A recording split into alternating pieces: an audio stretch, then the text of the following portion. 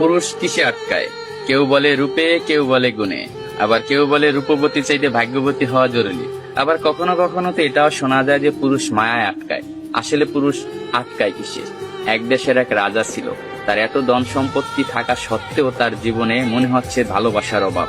তাকে একা একা বোধ হচ্ছে। তাই সে আর এক দেশের এক রাজকন্যাকে বিয়ে করে আনলো। বিয়ে করে আনার পরও তার মনে হচ্ছে তার জীবনে ভালোবাসার অভাব। সে আরো একটা বিয়ে করলো, কিন্তু তারপরও তার মনে হচ্ছে জীবনে ভালোবাসার অভাব। ভালোবাসার অভাব মিটাতে যাইয়া একটা না, দুইটা না, তিনটা না, সে 9টা দেশের রাজকন্যাকে বিয়ে করলো। তার এখন 9টা বউ। তারপরও তার মনে হচ্ছে জীবনে ভালোবাসার অভাব। এট লাস্ট সে তার প্রধান দাসীর প্রেমে পড়ে গেছে। 9টা বউ থাকা সত্ত্বেও রাজা যখন দাসীর প্রেমে পড়ে গেল, এটা সমাজ মায়া নিল না। তার বউরা তো একেবারেই নিল না। তার বউরা রাজাকে প্রশ্ন করলো, এমন কি জিনিস আমাদের ভিতরে নাই যেটা ওই দাসীর ভিতরে আছে? আপনার যদি বউ দরকার হয়, আপনি অন্য কোনো রাজার মেয়েকে বিয়ে করবেন, আপনি দাসীকে কেন বিয়ে করবেন? তখন রাজা বলল, 9টা বউ থাকা সত্ত্বে আমি রাজা হইয়া দাসীর কেন প্রেমে পড়লাম, এটা শুধু আমি তোমাকে না, পুরো বিশ্বকে দেখাবো। এটার জন্য আমি কালকে বড় একটা অনুষ্ঠানের আয়োজন করা হবো।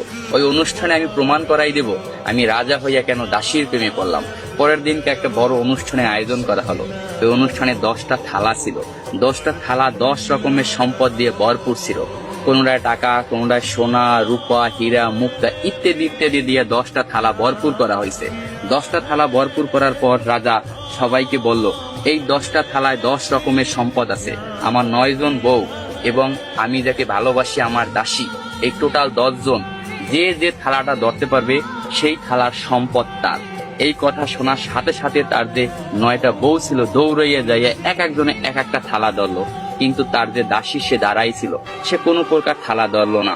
তখন রাজা প্রশ্ন করলো তার দাসীকে, কি হলো, তুমি সম্পদ কেন ধরলা না?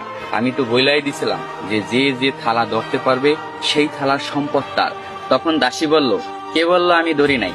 আমি তো আমার সম্পদ ধরেই দাঁড়াই রয়েছি। রাজামশাই, আপনি ভালো করে তাকাইয়ে দেখেন, আপনার জামা আমার হাতে ধরা। আমি আপনার জামা দইরা বইছি। আমার কোনো ধন সম্পদ চাই না, আমি আপনাকে চাই। আমি যদি আপনাকে পাই, এরকম ধন সম্পদের আমার অভাব হবে না। আমি কিছুই চাই না, শুধু আপনাকেই চাই। আমি তাই আপনার জামা দইরা দাঁড়াই রয়েছি। তখন রাজা অর্থ হাসিতে হাইসা পড়ল এবং সবাইকে বলল, দেখো রাজদরবার বাসীরা, তোমরা সবাই দেখো, রাজার 9টা বউ থাকা সত্ত্বেও রাজা কেন দাসীর প্রেমে পড়ছিল। আসলে পুরুষ কখনো টাকা, পয়সা, রূপ, যৌবনের মায়ায় পড়ে না। পুরুষ আটকে যায় নিঃস্বার্থ ভালোবাসা। পুরুষ তাই নিঃস্বার্থ ভালোবাসা। পুরুষকে যে নিঃস্বার্থ ভালোবাসবে, পুরুষ তারই হবে, শুধুই তার।